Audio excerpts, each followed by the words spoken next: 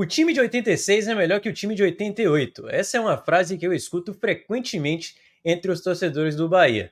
No vídeo de hoje, nós vamos relembrar a campanha do Bahia no Campeonato Brasileiro de 1986 e saber, por que esse time é considerado talvez um dos melhores da história do Esquadrão de Aço, um time que foi muito bem no campeonato, foi longe, chegou nas quartas de final, mas parou no timaço do Guarani, que seria finalista naquele ano. Então, vamos lá voltar para 1986 e relembrar essa grande campanha do Sport Clube Bahia.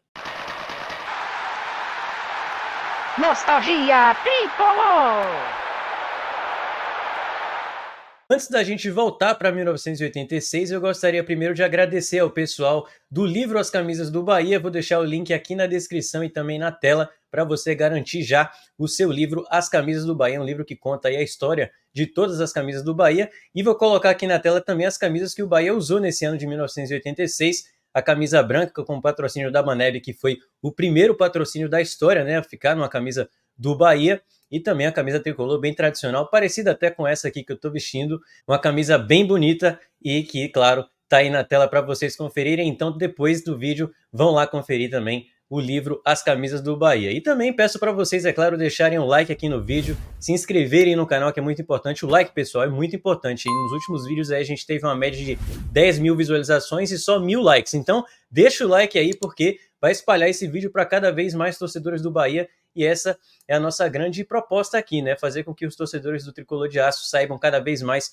sobre a história do nosso clube, beleza? Também ative as notificações aí para vocês ficarem ligados. E agora sim, vamos voltar para 1986 para relembrar essa grande história. O Campeonato Brasileiro de 1986, galera, foi talvez o campeonato brasileiro mais confuso, mais caótico da história. Eu sei que muita gente lembra mais do campeonato de 87, que até hoje não foi definido exatamente quem foi o campeão, se foi o Flamengo, se foi o Sport. Até hoje rola essa confusão, mas toda essa confusão de 87 ela começou justamente em 86. Então é muito importante a gente falar sobre isso, porque, claro, vamos falar aqui da campanha do Bahia naquele campeonato e vocês precisam saber o que estava acontecendo em volta disso, Como a CBF era bagunçada naquela época. Se a CBF já é bagunçada hoje, imagine há mais de 30 anos atrás, Então, era bem complicado mesmo o Campeonato Brasileiro, que naquela época era disputado com muitos clubes. O Campeonato de 86 foi disputado por 80 clubes. Se a gente pensar hoje em dia, é uma loucura, O brasileiro hoje é disputado por apenas 20 e a gente acha muito. Imagine 80 clubes. E esses 80 clubes, eles se classificavam para o Campeonato Brasileiro através dos campeonatos estaduais, Então, a depender da sua colocação nos estaduais, você se classificava ou não, Os primeiros colocados ali dos estaduais acabavam se classificando para o Brasileirão, e aí cada estado tinha um número de vagas diferentes até formar esse campeonato gigante de 80 times. Só que isso já estava meio chegando num ponto que não tinha mais condições de fazer, e a CBF tinha o plano de enxugar o campeonato de 87 através do campeonato de 86. Eu vou trazer aqui na tela para vocês o Guia da Placar de 1986, 1º de setembro de 86, e é sempre bom a gente trazer essas matérias antigas porque dá para sentir realmente o que estava acontecendo naquele momento. E o Guia da Placar de 86, ele traz o regulamento do Campeonato Brasileiro, mostra como é que a tabela ia ser formada e tudo. Esse Guia da Placar do Campeonato Brasileiro de 86, ele trazia o regulamento, A tabela do Campeonato Brasileiro, mostrava como que ele ia funcionar. Esse regulamento não foi respeitado, já começa por aí. E esse campeonato seria dividido em 2 blocos. O primeiro bloco eram 4 grupos, formado pelos principais times do país, que no caso seria considerado talvez uma primeira divisão, só que naquele momento não era, porque tinha um outro bloco. Além desse bloco com 4 grupos, que eram grupos A, B, C e D, a gente tinha um segundo bloco chamado de torneio paralelo, disputado por times menos prestigiados na época, e eram os grupos E, F, G e H, E esses grupos eram formados por 9 clubes. Os primeiros 4 eram formados por 11 clubes, e esses outros 4 grupos eram formados por 9, Então, só aí já rola meio que uma confusão. Esses grupos do segundo bloco, do torneio paralelo, eles não eram considerados a segunda divisão, porque o vencedor de cada grupo se classificaria para a segunda fase do Campeonato Brasileiro. Então, eles enfrentariam os times do primeiro bloco, que se classificavam também. Nesse primeiro bloco, dos 11 times, os 6 primeiros se classificavam, e além desses 6 primeiros de cada grupo, se classificavam também 4 times de maneira independente, Os melhores 4 classificados fora desses 6 primeiros de cada grupo. E além deles, também os 4 campeões de cada grupo do segundo bloco. Então isso aí formava a segunda fase com 32 clubes. Essa era a ideia inicial da CBF. A confusão mesmo ela começa a partir do momento que a CBF define que os eliminados da primeira fase do campeonato seriam rebaixados para a segunda divisão, que seria disputada em 87 pela primeira vez, né? A CBF estava tentando enxugar o campeonato e encontrou essa maneira de fazer com que os times fossem eliminados aí na primeira fase e acabassem sendo rebaixados para disputar essa segunda divisão no ano seguinte. Só que o problema é que a primeira fase do campeonato era disputada em apenas 10 jogos, né? Eram 11 times em cada grupo, cada time jogava 10 jogos e num recorte aí de 10 jogos você acabava sendo rebaixado para a segunda divisão. Então era bem complicado isso e claro que alguns times acabaram se rebelando, né, se revoltando e foram para a justiça para acionar a CBF e tentar reverter essa situação. A treta ela é tão grande que dá para fazer um vídeo inteiro só falando sobre esse regulamento do Campeonato de 86, mas eu vou tentar aqui falar rapidinho até para a gente não perder muito tempo. A treta principal ela começa quando o jogo entre Sergipe e Joinville tem um caso de doping de um jogador do Sergipe e esse jogo que foi empatado a CBF acabou dando a vitória para o Joinville, né? O Sergipe perdeu os pontos, perdeu o ponto que ganhou e o Joinville acabou vencendo os 2 pontos. Naquela época uma vitória valia 2 pontos. Com esse resultado, o Joinville acabou ultrapassando o Vasco e, no caso, o Vasco seria eliminado na primeira fase e então disputaria a segunda divisão no ano seguinte, em 1987. E é óbvio que o Vasco não aceitou isso e foi o primeiro clube a acionar a CBF na justiça. Outro time também que se encontrou nessa situação foi o Coritiba, que tinha sido campeão brasileiro no ano anterior. Então já pensou o Coritiba campeão em 85 ser rebaixado no ano seguinte porque foi eliminado na primeira fase que jogou só 10 jogos. Então, assim, realmente foi um caos que foi criado. E aí, na sequência, a CBF tinha encontrado um problema com a Portuguesa, que tinha acionado também a CBF na justiça por uma questão de ingressos, nada a ver com essa situação. Então, a CBF resolveu tirar a vaga da Portuguesa e colocar o Vasco no lugar, junto com o Joinville. Só que aí, vários times continuaram reclamando e a CBF decidiu que mais clubes passariam para a fase seguinte, para a segunda fase. Agora, a segunda fase do campeonato, que teria previamente 32 clubes, né? Essa era a ideia da CBF, passou a ter 36 clubes, porque a CBF teve que abrir mais 4 vagas aí por causa desses times que acabaram entrando na justiça. Então a gente ia ter 4 grupos com 9 times em cada, ao invés de 8. Aí na segunda fase a gente ia ter esses 4 grupos com 9 times e os 4 primeiros classificados de cada um dos grupos iam para o mata-mata e os 2 últimos colocados de cada um desses grupos também seriam rebaixados para a segunda divisão, assim como os outros clubes que também foram eliminados na primeira fase. Então, assim, foi uma loucura completa. Eu acho que ficou até difícil de entender um pouco a minha explicação, até porque foi difícil de entender o que aconteceu. Mas se vocês não entenderam muito bem, eu posso explicar depois aí nos comentários. Então, deixa aí nos comentários se você acabou entendendo o regulamento, né, a história desse Campeonato Brasileiro de 86, que conseguiu ser mais confuso que o de 87. Mas o Bahia não foi afetado nesse regulamento, né? O Bahia passou muito bem, vocês vão ver aí na sequência, e não precisou se preocupar com essa confusão aí que a CBF arrumou. E o vídeo de hoje, é claro, para falar sobre a campanha do Bahia, e não sobre o Campeonato Brasileiro. Eu só queria deixar para vocês aqui o contexto, né, o que estava acontecendo naquela época, porque é muito importante. E para falar sobre esse time de 86, eu vou trazer aqui o meu pai, que na época foi para quase todos os jogos dessa campanha, viu de bem perto esse timaço do Bahia. Então, Paulo, vai com você aí.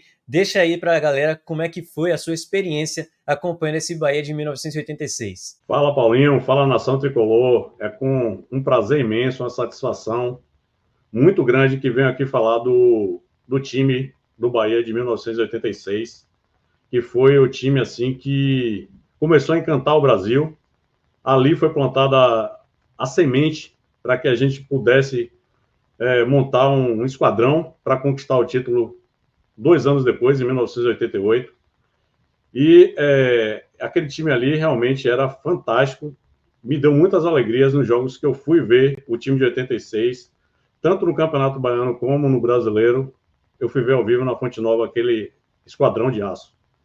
Mas antes de falar do time de 86, eu queria rapidamente falar sobre o time de 85, que ali já tinham grandes jogadores, já era um bom time, um time que fez uma campanha boa no Campeonato Brasileiro de 86, sendo eliminado na segunda fase, mas fez bons jogos, tinha uma zaga assim, muito sólida com o nosso capitão Estevam e com Celso. Tinha um goleiro que era fantástico, Roberto Bahia, um goleiro assim que eu, vendo ao vivo, foi um dos goleiros que mais elásticos. Depois dele, claro, quer dizer, eu vi também, depois, na outra década, Jean, que era elástico pra caramba também, mas Roberto Bahia era um goleiro sensacional. Pena que ele não continuou em 86, mas em 85 ele fez uma campanha de campeonato brasileiro excepcional. O Ronaldo Passos era o reserva dele. E, além desses jogadores, a gente tinha Marinho Apolônio no meio de campo, que era sensacional, um jogador muito técnico. Tinha Emo, tinha Salles, tinha Ronaldo Passos, ou seja, um grande time, um grande elenco em 85 já. E aí, em 86, o que é que acontece? Paulo Maracajá, no início do ano, antes de começar o Campeonato Baiano, no primeiro semestre de 86, ele já ligou para Antônio Pena, o presidente, o dono da Catuense, e já disse que ia comprar e já botou dinheiro ali na frente para comprar os dois grandes jogadores do campeonato anterior, de 85, do Campeonato Baiano, que eram da Catuense, Bobô e Zanata, que era um lateral direito excepcional, que eu vou falar mais à frente. E aí contratou esses dois caras. Além disso, o Bahia começou a jogar o Campeonato Baiano já com o Zanata e Bobô, e aí, aos poucos, foi ainda adquirindo jogadores para realmente a gente ter um esquadrão em 86. E aí vieram Paulo Martins depois, Leandro, e eu me lembro muito bem que Sandro, que era da Catuense, veio só para o Campeonato Brasileiro, veio no meio do ano para o Bahia, não disputou o Campeonato Baiano, e já que eu falei aqui em Campeonato Baiano, vamos aqui começar a falar do Campeonato Baiano nas humilhações que o Vitória sofreu da gente, porque a gente tinha um verdadeiro matador na frente, que foi a grande contratação de 1986 para o Esporte Clube Bahia. Maracajá ali brilhou e trouxe o grande artilheiro do Brasil, um dos grandes artilheiros do Brasil na época, Cláudio Adão, nosso rei. E aí, no Campeonato Baiano, o Vitória tomou 3, tomou 5, com gol de Bobô e Cláudio Adão, a maioria. Tomou 3 com gol de Sandro. Aí a gente também tinha, naquele time de 86, Zé Carlos vindo da base, que Zé Carlos Pé de Coelho voltou foi ser campeão brasileiro 2 anos depois de 88, um grande jogador também, mas já era daquele time de 86 também, já entrava ali, porque Titio Fantoni, que era nosso treinador, colocava ele, menino da base, mas que jogava muita bola, que sempre foi torcedor do Bahia, amava o Bahia e jogava por amor à camisa. Então, a gente tinha, nesse time de 86, humilhando, assim, de forma devastadora o vice, como já falei, metendo até 5-0, com golaços de Cláudio Adão, de Bobô. A gente tinha um time que começou a ser formado ali com a base de Rogério, que foi contratado, ele, se eu não me engano, ele era do Itabuna e foi contratado por Maracajá para defender o Bahia. É um grande goleiro, foi um grande goleiro do Bahia. A gente tinha Zanata, como eu falei, na lateral. A gente tinha o capitão Estevão, que permaneceu de 84, 85 e 86, que era um grande jogador, um excelente zagueiro. E aí a gente colocou no time ali Claudio, que foi campeão brasileiro em 88, começou a surgir ali também. Na lateral esquerda a gente tinha o experiente Edinho Jacaré, que antes, quando era mais novo, que, se eu não me engano, o Edinho era o mais velho desse time, o mais experiente, e ele era lateral direito de origem. E aí, nesse ano de 86, ele quebrou o galho ali na esquerda, porque com a experiência dele, mesmo ele sendo destro, ele deu conta do recado e jogou muito bem ali também, na lateral esquerda. E aí, o meio de campo, eu tenho que falar para vocês, nação. O meio de campo era perfeito, perfeito. Porque tinha Paulo Martins, que era um jogador que estava em todos os lugares do campo, todos os lugares do campo, era um jogador que jogava para o time, ele jogava e deixava os outros fazerem as jogadas, fazer os gols, mas ele estava ali presente jogando para o time. Era um jogador assim sensacional, Paulo Martins. Bobô, que dispensa comentários, estava já começando, já tinha feito muito na Catuense, já sabia, muita gente já sabia, quem conhecia de futebol, sabia que Bobô era craque, ia ser mais craque ainda. Bobô sem comentários. E tinha o craque Leandro, que Leandro era um jogador gaúcho do Grêmio, que teve uma contusão seríssima, mas era um jogador clássico. Era um jogador, assim, que dava um equilíbrio ao meio campo do Bahia. Jogador, assim, indispensável ao time. Assim como Paulo Martins era indispensável ali atrás, Leandro no meio de campo era o maestro do esquadrão em 1986. E aí a gente tinha Zé Carlos, como eu falei, que começou a jogar ali, vindo da base, caía muito pela direita ali, mas fazia aquela linha de 4 ali no meio de campo, que era 4-4-2, com Cláudio Adão, o nosso eterno matador, artilheiro total do Campeonato Brasileiro, Campeonato Baiano, e Sandro ali caindo pela esquerda, fazia muito gol também, era um excelente jogador. Resumindo, o Bahia foi campeão baiano de 1986, ganhando da Catuense na final, humilhando Vitória, como eu falei anteriormente, em vários jogos, e com 19 vitórias, 19 triunfos, com 30 jogos de campeonato, foi assim uma excelente campanha no campeonato, um título memorável, e com o Cláudio Adão artilheiro e Bobô vice-artilheiro. E com esse título de 1986, o Bahia foi realmente muito forte no Campeonato Brasileiro, porque a torcida estava muito assim confiando no time, estava engajada, estava indo muito para a Fonte Nova desde o Campeonato Baiano. E aí, quando começa o Brasileiro, o Bahia, o Maracajá traz Sandro e traz Humberto, que é um volante, para ficar ali como reserva de Paulo Martins, né? Porque Paulo Martins não tinha nenhum reserva no momento. Quer dizer, na realidade, ele trouxe também Salles, que podia jogar ali no lugar de Paulo Martins, mas ele preferiu. Tio Fantoni pediu para trazer o Humberto, que conhecia o Humberto, que era um cabeça de área. E o principal, para mim, a principal contratação foi Sandro, porque Sandro fez muito gol no Campeonato Brasileiro também, assim como o Cláudio Adão fez mais que ele, que era o artilheiro, claro, o matador, e Bobô, mas Sandro também era excepcional. Por quê? Sandro fazia muito gol, porque já tinha o entrosamento da Catuense com o Zanata. Zanata era um jogador que eu vi ao vivo isso na Fonte Nova. Ele cruzava a bola, os cruzamentos de Zanata tirava do goleiro por causa do efeito que ele botava na bola. Ele batia de uma forma com a parte de dentro do pé, que ele tirava a bola do goleiro, e aí no segundo pau, principalmente Cláudio Adão, Sandro e muitas vezes o Bobô também, chegava lá para conferir e fazer os gols do Bahia. Na campanha do Brasileiro, eu me lembro muito bem de um jogo que eu estava na Fonte Nova, lotada, com quase 100 mil pessoas, 93, 95 mil pessoas. Bahia e Santos, o Bahia meteu 3-0 no Santos, isso na primeira fase do Brasileiro de 86, se eu não me engano, com 2 gols de Sandro e 1 de Cláudio Adão. Foi um jogaço esse, o Bahia humilhou o Santos.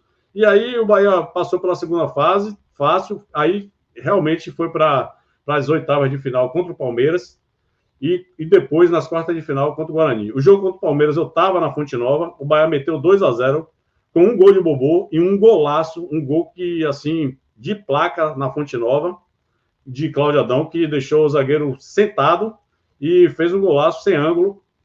Eu estava perto do gol, assim, na queimacada perto, eu vi de perto esse gol, foi sensacional, o Bahia meteu 2-0, depois se classificou, porque lá em São Paulo só tomou 1 e jogou pelo saldo. E aí sim veio um jogo que a gente acreditava muito. A gente foi para Fonte Nova, 70 e tantas mil pessoas nesse dia contra o Guarani, quarta de final. 73 mil pessoas, se eu não me engano, foi o público. E aí a gente tinha no Guarani um artilheiro fantástico, que era Evaí. A gente fez 2 golaços com o Sandro nesse jogo, mas infelizmente a gente empatou. E a gente sabia que se empatasse ali, a gente deveria ter ganho esse jogo. Porque se a gente ganhasse o jogo para o Guarani, com certeza a gente ia para a semifinal. Mas como não ganhou, o jogo no Brinco de Ouro era complicado, a gente sabia, e aí a gente perdeu a vaga nas quartas e não conseguiu, mas o time era fantástico. O Guarani, inclusive, não tinha só Evaí, tinha João Paulo, tinha os craques todos lá, que chegou até a final do Brasileiro e perdeu nos pênaltis para o São Paulo. Então, agora eu vou passar de volta para você, Paulo, para você dar aí a narrativa e contar a história desse Campeonato Brasileiro de 1986. Um grande abraço. Tá aí, galera. Então, achei que ia ser bem interessante meu pai trazer aí o seu ponto de vista em relação a essa campanha, a esse time do Bahia. Claro, ele falou um pouco aí da campanha do Campeonato Brasileiro, mas não entrou em muitos detalhes porque é o que a gente vai fazer a partir de agora, mas eu já queria que vocês tivessem uma ideia de como que o time do Bahia foi formado, né, desde o início de 86. Aliás, meu pai chegou a falar aí sobre o time de 85 e agora, depois do time formado, campeão baiano, né, com o Cláudio Adão aí fazendo 27 gols no campeonato, artilheiro isolado da competição, agora o Bahia se preparava para o Campeonato Brasileiro, que já ia começar no segundo semestre, né, a partir de agosto. Então, um time bem forte, como meu pai falou, e eu espero que vocês tenham gostado aí dessa introdução que ele trouxe para vocês já terem uma noção de como que esse time do Bahia ia se comportar naquela temporada aí, naquele campeonato de 1986. Como eu expliquei para vocês no início do vídeo, o Campeonato Brasileiro estava com seus 2 blocos, né? O primeiro bloco com 4 grupos e o segundo também com 4, e o Bahia estava no primeiro bloco, já que tinha sido campeão baiano. O Bahia estava no grupo C, juntamente com Atlético Goianiense, Cruzeiro, Guarani, Náutico, Operário, Piauí, Rio Branco, Santos, Tunaluso e Vasco. Esses eram os 11 times que estavam presentes no grupo C, né? Times que faziam parte ali do cenário nacional naquele momento, até alguns times menos tradicionais hoje em dia, mas que naquela época tinham times bem fortes, né? E o Bahia começou a sua trajetória naquele campeonato contra o Rio Branco, jogando na Fonte Nova. Eu não consegui todos os gols daquele jogo, mas consegui o último gol marcado por Cláudio Adão. Então vamos aí conferir. Pois é, o Bobô fez 2 gols, né? Aí o Cláudio Adão ficou com inveja e quis outro também, só pra empatar, e fez com estilo. Matou no peito, beijou na boca e foi feliz. 4-0 Bahia. Veja o replay do golação do Cláudio Adão.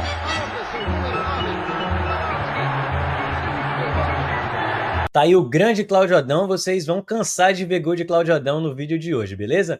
Um detalhe que eu esqueci de falar antes de mostrar para vocês aí o gol contra o Rio Branco, é que o guia da revista Placar que eu citei anteriormente, ele trazia nesse grupo C como os favoritos Bahia, Santos, Cruzeiro e Vasco, que eram os grandes clubes também naquela época, e não colocavam o Guarani como um time favorito, né? Colocava o Guarani apenas como um time que ia brigar por uma vaga, e o Guarani acabou sendo finalista naquele ano. Na sequência, o Bahia jogou 3 jogos seguidos fora de casa, e venceu os 3. Venceu o Vasco por 1-0, o Piauí por 3-1, e por último a Tunaluso por 3-0, e esses gols aí contra a Tunaluso eu consegui recuperar. Vamos ver.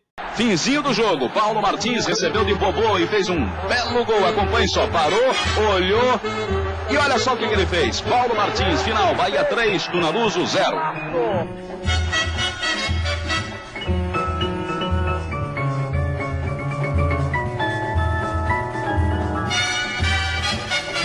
O 5º triunfo consecutivo do Bahia, que estava voando no campeonato naquele momento, veio justamente no jogo que meu pai falou aí anteriormente, contra o Santos na Fonte Nova, recorde de público do Bahia naquele campeonato e recorde de público do campeonato até então, né? 93 mil pessoas foram à Fonte Nova para ver o Bahia vencer o Santos por 3-0, com 2 gols de Sandro e 1 de Cláudio Adão, gol de pênalti, e o Bahia cada vez mais se colocando ali como um dos favoritos do grupo, e Cláudio Adão chegando ao seu 7º gol no campeonato. Nova e botou pra derreter. Bobô é demais. Recebeu de Zanata e cruzou pra Sandro mergulhar. Meteu coco na bola. Bahia 1-0.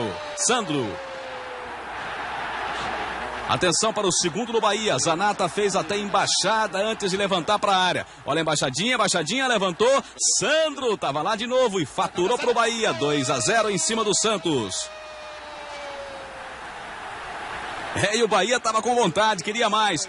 Bobô entrou na área e levou uma sarrafada. Pênalti.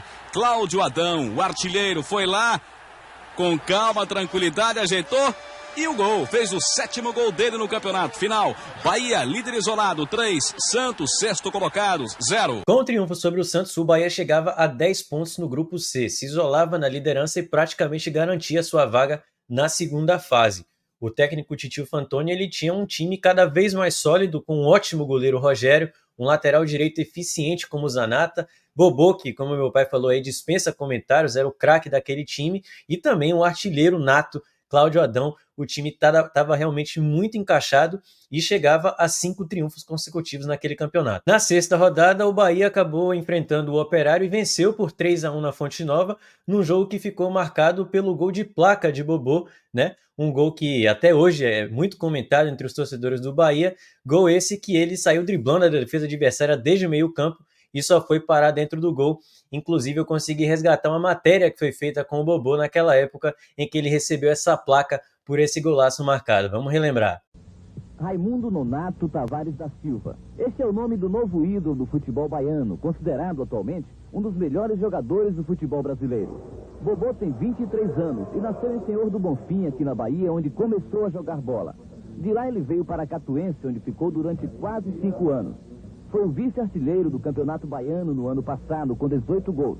No início do ano, Bobô foi vendido para o Bahia por 1.120.000 cruzeiros, antes do plano cruzado. Mas quem pensar que pelo nome Bobô é bobo, está muito enganado, porque os 15% que ele ganhou do passe foram investidos. Aplicou em quê? Nós aplicamos em terra, né? Muita habilidade, boa finalização, ágil e veloz. Estas são as armas de Bobô. Mas foi neste gol que Bobô mostrou todo o seu talento. Um gol que mereceu uma homenagem inédita. Será o único jogador brasileiro a ter uma placa na Fonte Nova. E uma manifestação dessa só nos enriquece, né? Você vê Bobô numa arrancada. Lá vai Bobô. Lá vai Bobô, ingressou na área.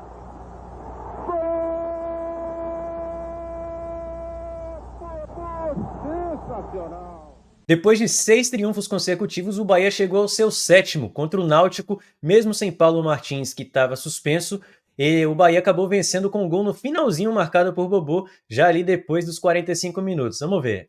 Agora o grupo C, onde o Bahia continua arrasando. Desta vez a vítima foi o Náutico. O gol do Bahia demorou a sair, só veio aos 45 do segundo tempo. E o autor só podia ser ele, Bobô, de pé esquerdo.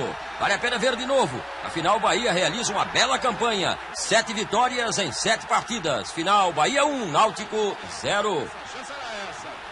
A sequência de 7 triunfos do Bahia naquele campeonato foi interrompida justamente contra o Guarani, que era a surpresa do grupo, e o jogo foi 1-1 no Brinco de Ouro da Princesa, e na sequência o Bahia acabou empatando novamente por 1-1 contra o Atlético Goianiense jogando em casa. Bobô fez o seu 7º gol no campeonato e igualou a artilharia do Cláudio Adão, que também tinha 7 gols até então. Para fechar a primeira fase, o Bahia empatou contra o Cruzeiro por 0-0 no Mineirão e acabou se classificando em primeiro do grupo C com 17 pontos, 19 gols marcados e apenas 4 gols sofridos. Se classificaram junto com o Bahia, o Guarani, Santos, Rio Branco, Cruzeiro, Atlético Goianiense, Vasco e Náutico. Inicialmente eu falei que iam se classificar os 6 primeiros mais 1, né? Seriam 7, mas nesse caso, depois de toda a treta, 8 clubes acabaram se classificando aí no grupo do Bahia. Outra matéria bem interessante da revista Placar naquela época foi depois do final dessa primeira fase, em que a Placar destaca a maior média de público, aliás, as maiores médias de público do Campeonato Brasileiro naquele primeiro momento, e o Bahia, claro, era o líder, com 44 mil de média por jogo. Realmente a torcida do Bahia sempre foi muito fanática, sempre muito presente nos estádios, e aquele time realmente encantava, então não tinha como ser diferente, né? Na segunda fase, ao invés da gente ter 4 grupos com 8 times, a gente passaria a ter 4 grupos com 9 times depois daquela treta. E o Bahia ficou no grupo K, juntamente com o Atlético Paranaense, Cruzeiro, Comercial, CSA, Inter de Limeira, Portuguesa, Náutico e Sport. E para começar essa segunda fase, o Bahia teve uma sequência de 3 jogos jogando na Fonte Nova. Empatou o primeiro por 0-0 com o Atlético Paranaense, depois venceu o CSA por 2-0 e depois terminou vencendo o Sport por 1-0 com gol de falta de Marinho Apolônio, que não era titular daquele time, mas também fazia parte do elenco. Vamos ver. Empurrado pelo Gena. E Romualdo Artes Filho marcou. 1 minuto, rapaz, para cobrar essa falta. 41. É para dar o tempo que eu pedi para fazer o gol. Que cerimonial. Marinho vai cobrar. Bateu direto no gol. Gol!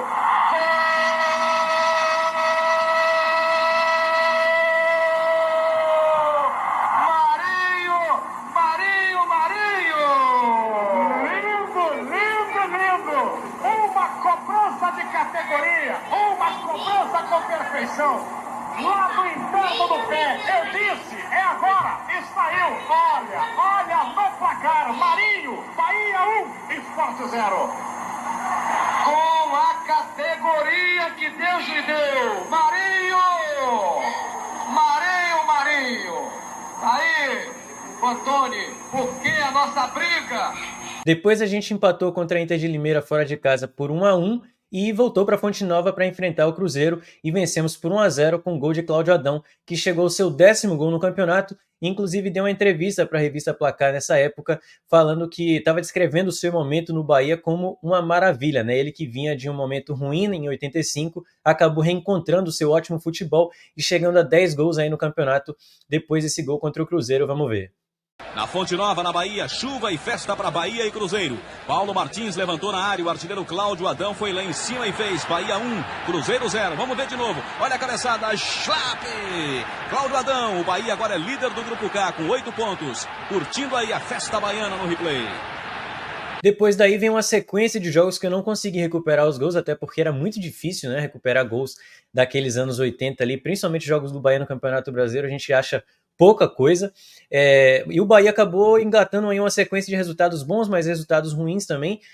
O Bahia venceu o Náutico nos aflitos por 1-0, mas depois perdeu para o Atlético Paranaense por 3-1. Aí vence a Inter de Limeira em casa, depois sai e perde para o CSA por 1-0. Aí vence o Náutico por 1-0 novamente e acaba perdendo para a Portuguesa na Fonte Nova por 1-0 com esse gol de falta aí, ó. Ronaldo passou a mão direita na cabeça. O Célio já está no lado esquerdo. Alberes! Gol! O Bahia passava pelo seu primeiro momento mais turbulento, né, na competição e acumulou sua segunda derrota seguida no Grupo K, dessa vez para o Cruzeiro, no Mineirão, foi 2-1 o jogo, então já não estava tão bem aí nesse momento aí o Bahia no campeonato. A reabilitação veio contra o Comercial na Fonte Nova, em que a gente venceu por 3-1. Vamos relembrar aí os gols. Bahia e Comercial do Mato Grosso do Sul. Bahia saiu na frente. Sandro lançou Bobô na área. O atacante do Bahia foi derrubado pelo goleiro Renato. Cláudio Adão, sempre ele, o artilheiro, cobrou cheio de estilo e fez. Bahia 1-0. Agora por trás do gol. Vamos ver o pênalti tipo karatê do Cláudio Adão. Olha aí. Lá vai o Sandro de novo. Ele cruzou para Zé Carlos, que com um gol vazio fez 2-0 Bahia. De cabeça, slap nela. Vamos ver mais uma vez.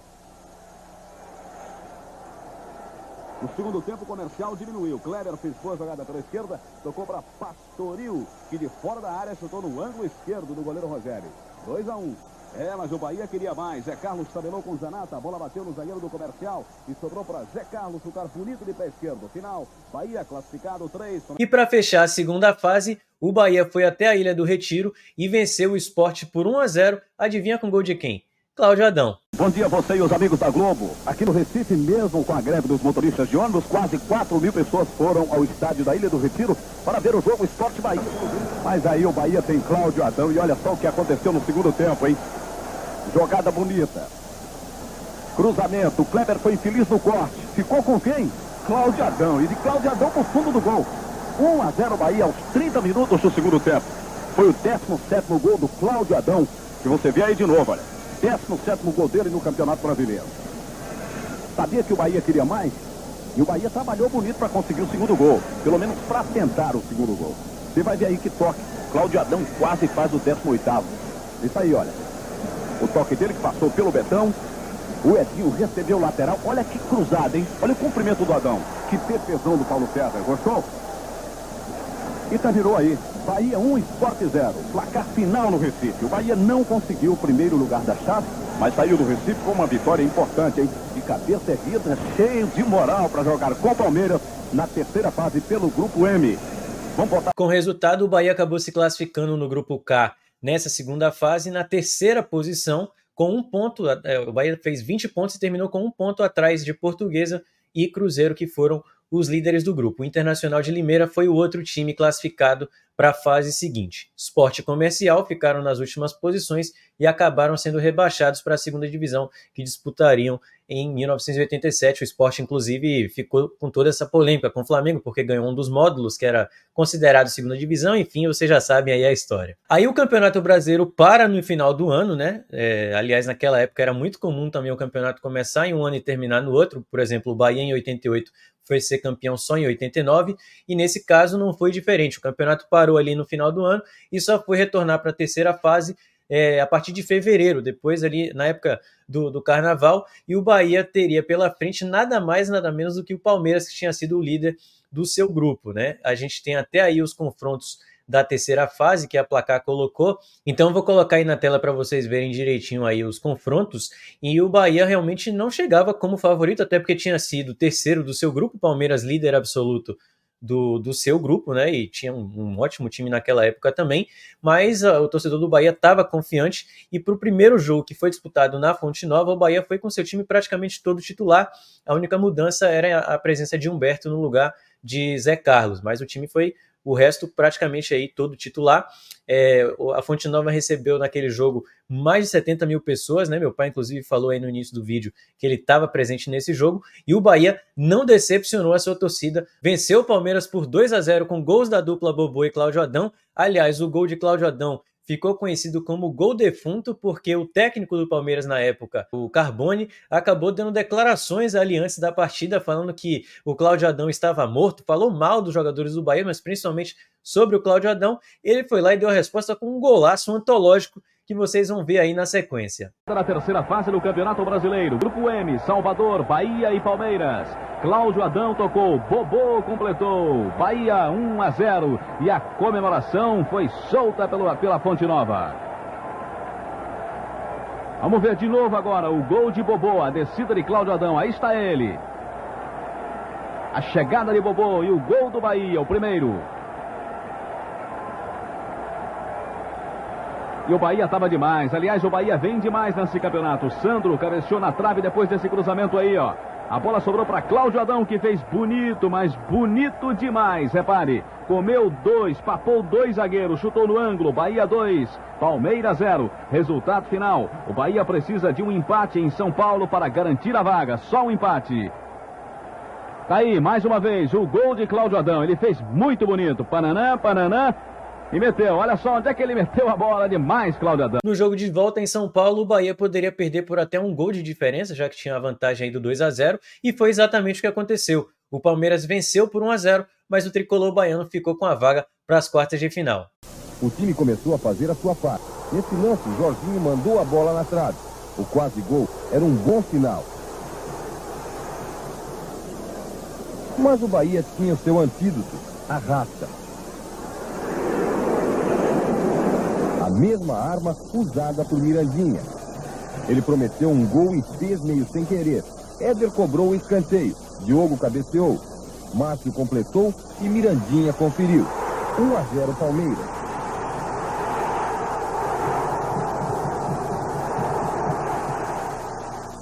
O jogo ficou tenso. Houve ameaça de briga.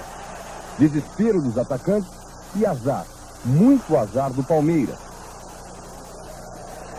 Foram 2 bolas na trave. E ainda, boas defesas de Rogério, goleiro do Bahia. Não tinha jeito. Paulo Martins foi expulso. O Palmeiras lamentou. Agora, nas quartas de finais, o Bahia teria mais um time paulista pela frente e mais um time verde. O Guarani, que era a sensação daquele campeonato, né? Eles tinham se enfrentado, inclusive, na primeira fase, tinha empatado por 1-1. E o jogo estava realmente assim muito aberto, sem muito favorito. O Guarani vivia realmente uma campanha muito boa depois de ter feito um campeonato paulista ruim. E o Bahia tinha a força da sua torcida e precisava fazer o resultado no primeiro jogo, até porque o Guarani naquele momento tinha a melhor campanha do campeonato e decidiria todos os jogos até a final, jogando no Brinco de Ouro, né? Então o primeiro jogo, o jogo de ida, era fundamental para o Bahia. Infelizmente a gente estava sem Paulo Martins e sem Humberto, e o time acabou não conseguindo vencer. O Guarani empatou por 2-2, com 2 gols de Sandro e 2 gols do artilheiro Evaí, e para 72 mil pessoas que mais uma vez lotaram a Fonte Nova, infelizmente a gente não conseguiu vencer o Guarani no jogo de ida. Vamos ver. Procura Bobô na área. Tentou de cabeça. Cláudio Adão girou, bateu. Vai entrando, não entra. Não entra, mas que perigo, Paulo. Fez a batida, acompanhe. Vai tentar Sandro, Cláudio Adão ajeitou. Procura o espaço, com o Sandro, chuta daí que dá. O Zé Carlos, o Zanata. Dá um pau daí, Zanata. Direto, Sérgio Neres, sensacional. Vai sobrar com o Edinho. Bahia Martela. Guarani se safa de qualquer maneira. Veja a batida. Pediu o Zé Carlos. Bobô, vai entrando, não entra. Mas que perigo, Paulo Lafede. E o Zé Carlos trouxe a defesa do Guarani. O Bobô testou. Quase está bem sumido. Cláudio Adão. Ajeitou, saída, limpou, Bobô, olha o gol, vai bater, vai entrando, não salva Ricardo, Afonzinho, ajeita Bobô, tenta a invasão daí Bobô, olha o toque para Sandro, chegou Marco Antônio, vai sobrar Gonçalves, pode até chutar direto, bateu Sérgio Neres, sensacional, linda, Quinho, mais atrás com o Marco Antônio, Boiadeiros são um perigo esse Marco Antônio, olha o toque para Evaí, tentou, gol!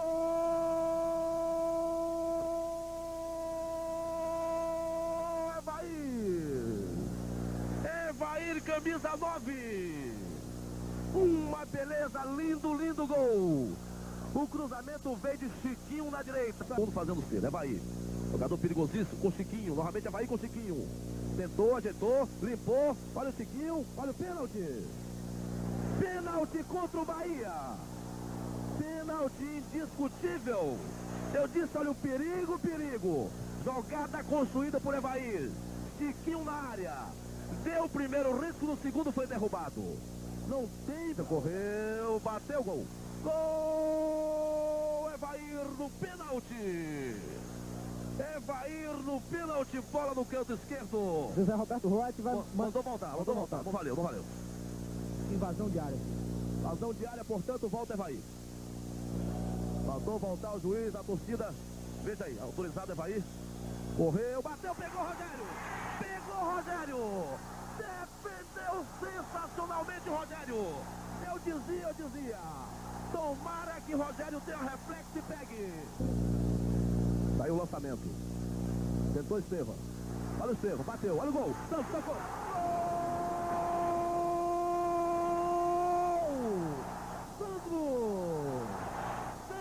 Sandro, camisa 11. Acontece na fonte, explode a massa, Paulo Lafene. Estevam foi pra área para se redimir da falha no gol do Guarani. Zanata cobrou o lateral, ele pegou a bola e tocou para Sandro, que livre tocou pro fundo da rede de Sérgio. Agora 1-1 no placar. Isso, Sandro. Tentou no meio de 3. Grande jogador Sandro para Zanata. Olha a jogada do Bahia nascendo. Zanata, Bobô e Cláudio Adão. Cruzamento feito. Vai tentar Bobô de cabeça. Perde, Cláudio Adão, bateu. Olha o gol. Gol! Sandro! Novamente. O milagroso Sandro. Eu dizia. A jogada mortal do Bahia com Zanata. Bateu na cabeça de Bobô. Voltou com o Cláudio Adão. Sandro 11. Acontece, Paulo Lafene. É a marca do oportunismo. O tradicional lançamento do Bahia. Zanata cruzou, Adão se enrolou e a bola sobrou para Sandro. Soltar Bahia, Sandro puxa o contra-ataque do Bahia com o Bobô. Passou Bobô. Vai correndo no pique, Cláudio Adão. Você observa o Bobô. Partiu para a área. Olha o gol do Bahia. Derrubado o pênalti. Derrubado, Bobô. Pênalti claro, indiscutível, Raimundo Varela.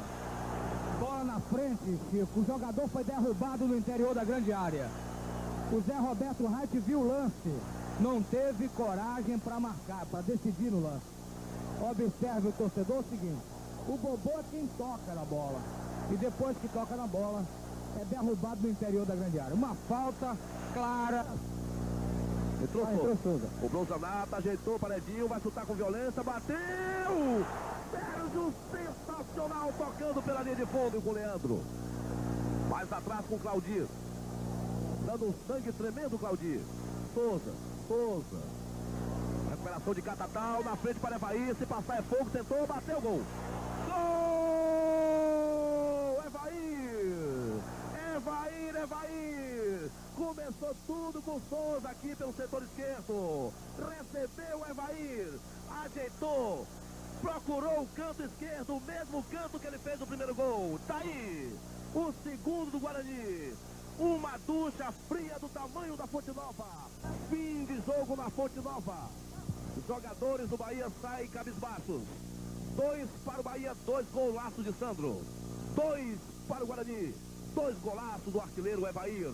Esse jogo, inclusive, ficou marcado por uma péssima arbitragem do famoso árbitro José Roberto Wright, só que, assim, ele não marcou um pênalti claro em cima de Bobô, também, assim, não errou só pro lado do Bahia, não, errou pro lado do Guarani. Foi um jogo realmente com a arbitragem bem abaixo da crítica, acabou prejudicando aí o Bahia, que poderia ter conseguido fazer o 3-1, por exemplo, no pênalti que Bobô sofreu claramente ali, mas o Wright acabou não marcando. No jogo de volta, o árbitro foi o Arnaldo César Coelho, e o Bahia tinha que vencer o jogo de qualquer jeito, porque o Guarani, com a melhor campanha, podia até empatar, que conseguiria a vaga na sequência, né? O Bahia contava com os retornos aí, principalmente de Paulo Martins ao time, mas isso acabou não sendo suficiente. O Bahia acabou perdendo o jogo por 1-0 com gol novamente de Evair, que se tornou aí o nosso carrasco nesse campeonato, e acabou dando adeus à competição, ficando na 5ª posição. Vamos relembrar aí esse jogo de volta contra o Guarani no Brinco de Ouro. O jogo bastante nervoso. Nem por isso, os ataques do Guarani diminuíram. Nesse escanteio, Evair desvia de cabeça. A bola chega a entrar, mas o juiz diz que ela havia saído antes. No segundo tempo, o time bugrino repetiu a dose e o Bahia, asfalto. Boiadeiro é derrubado dentro da área. O juiz diz que não houve nada. Logo em seguida, foi a vez de João Paulo cair e dessa vez, pênalti. Passada a confusão, Evair chuta e faz 1-0.